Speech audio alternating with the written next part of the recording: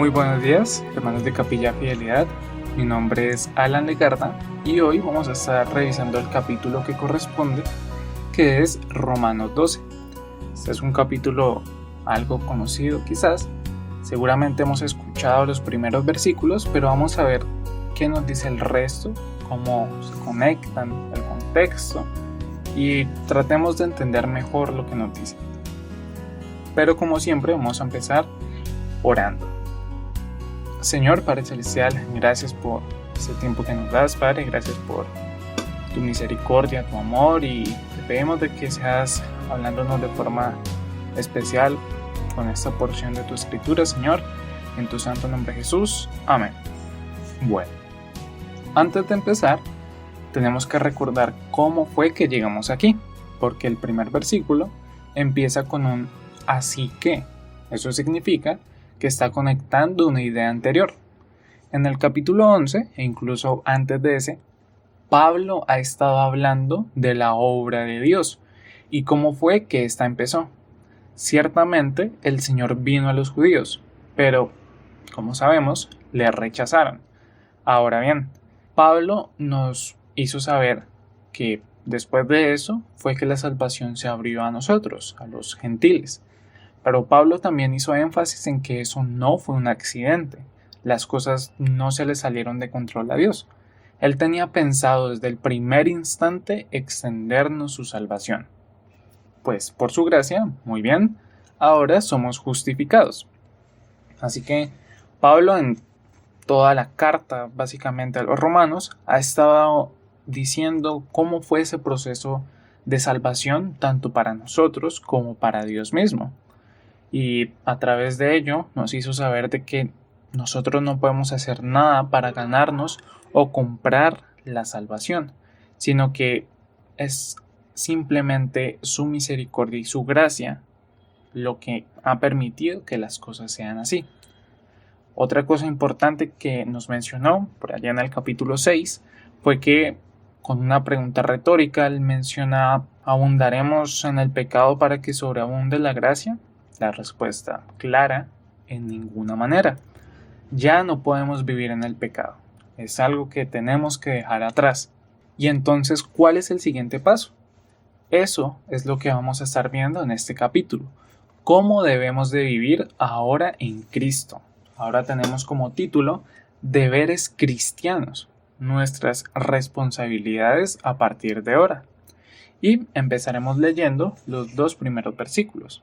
Dice: así que, hermanos, os ruego por la misericordia de Dios que presentéis vuestros cuerpos en sacrificio vivo, santo, agradable a Dios, que es vuestro culto racional.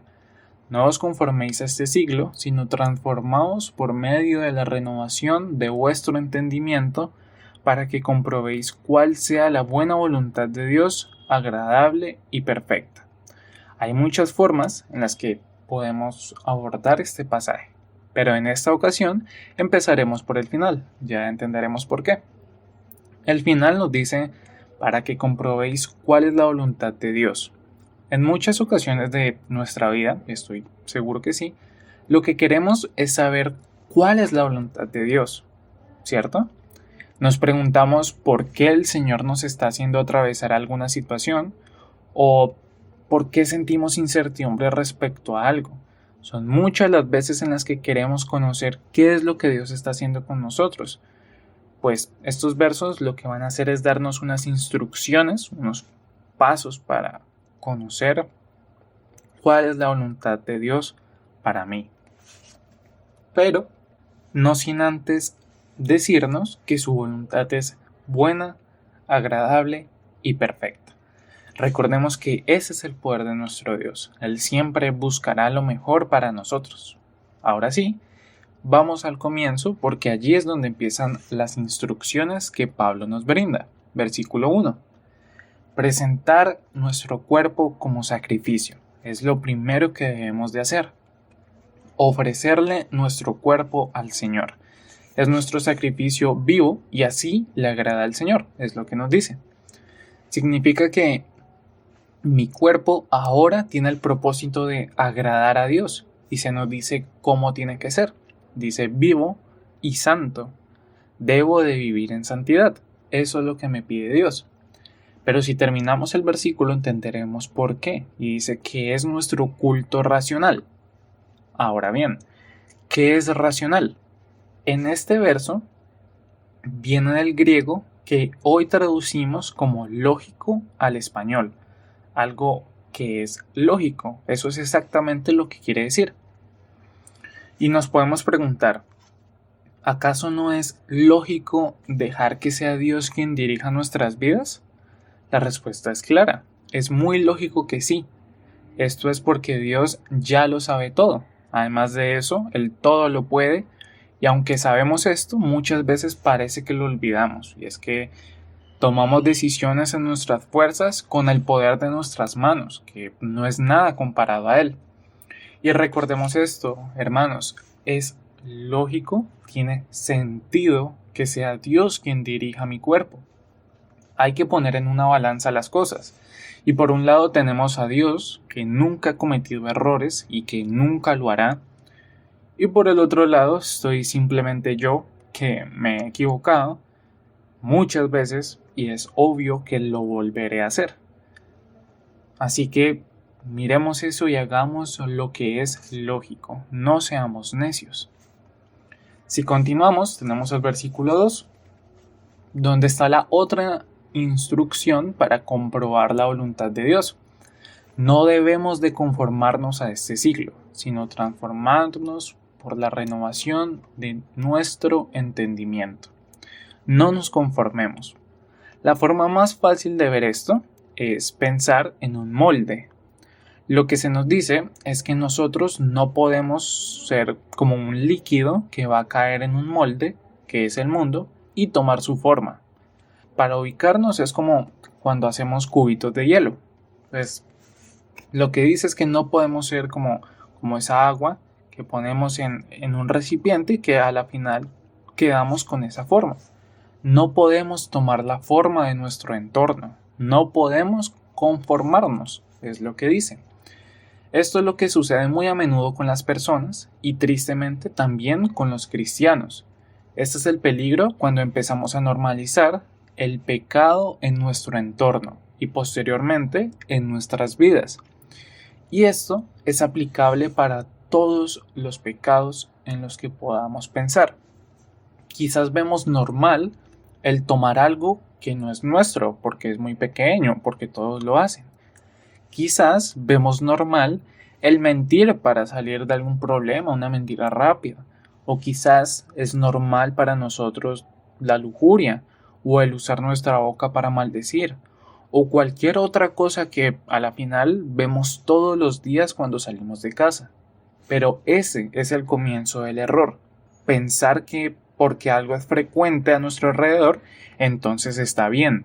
Y nada más alejado de la realidad. Más que nada, hoy podemos ver que el mundo está de mal en peor con nuevas ideas y formas de pensar que desagradan a Dios. Y nosotros estamos en medio de eso. Estamos aquí no para acostumbrarnos al mundo, sino para evitar eso y corregirlo. Esto nos lo puede decir el último versículo de este capítulo. El 21 nos dice: no seamos vencidos de lo malo, sino vence con el bien el mal. Eso es lo que nos dice el pasaje. Ese es nuestro propósito, vencer con el bien el mal. Así que no normalicemos el pecado. Siempre debemos de fijarnos en cuando algo está mal. Sí, tenemos que demostrar el amor del Señor, pero no convivir con el pecado. El pasaje dice que renovemos nuestro entendimiento. Renovación es la total contraparte de lo que es conformarse. Vemos que es de nuestro entendimiento y eso nos dice algo que no podemos pasar por alto. El Señor nos quiere completos, quiere la integridad de nuestro ser. Como vimos en el primer paso, presentamos nuestro cuerpo. Aquí le entregamos nuestra mente. Debemos de rendir al Señor lo que hacemos, decimos, pero también lo que pensamos. Él es el dueño de todo. Lo uno no va sin lo otro. Y recordemos que hacemos esto porque es lo lógico, es lo mejor que podemos hacer. Además de todo, así es como conoceremos la voluntad de Dios. Esto respecto a estos conocidos versículos iniciales. Pero vamos a revisar solo unos cuantos más por cuestiones de tiempo. En estos próximos versículos lo que vamos a ver son instrucciones más puntuales o específicas para el cristiano en muchos aspectos. Por lo mismo, hoy más que nunca los invito a leer el pasaje en su totalidad. Sé que casi siempre lo digo, pero hoy va a ser muy especial porque definitivamente el Señor habla de forma puntual en cada versículo. Vamos a ver un llamado a orar fervientemente, a no ser perezosos, a pagar bien por mal, a bendecir en lugar de maldecir y muchas otras cosas que como hijos de Dios deberíamos procurar hacer en nuestro día a día. Y recordemos que Pablo nos habló de la salvación que Dios nos regaló por medio de su Hijo y basó básicamente 11 capítulos, que son lo que hemos visto, todo lo que llevamos de la carta de Romanos, a esa parte de doctrina y teoría, podríamos decir, en donde él está explicando todo eso. Pero ¿qué es lo que sigue? No solo sigue no hacer el mal, sino hacer el bien. Y tenemos que diferenciar eso muy bien. Algo que nos puede ayudar es leer Romanos 8, versículo 6. Se nos dice: porque el ocuparse de la carne es muerte, pero el ocuparse del espíritu es vida y paz. De lo espiritual es algo que tenemos que ocuparnos, es algo activo. No solo pensemos en lo que dejamos de hacer, sino pensemos en las nuevas tareas que tenemos en Cristo. ¿Qué es lo que quiero decir?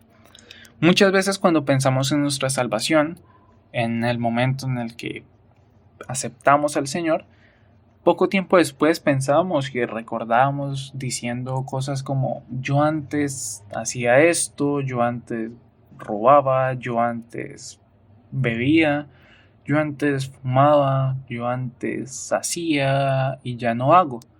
Y eso es muy importante y claro que el Señor nos llama a eso. El Señor nos llama a dejar el pecado, a dejar de practicarlo y que sea parte de nuestro pasado solamente. Pero no es el único llamado que tenemos. Es importante que también podamos pensar en ese momento y decir: ahora yo hago mi devocional, leo la palabra del Señor, oro para hablar con el Padre y todo este tipo de prácticas que ahora tendríamos que estar haciendo. Porque de lo espiritual es algo que tenemos que ocuparnos. Ocupémonos en lo que aprovecha el Espíritu.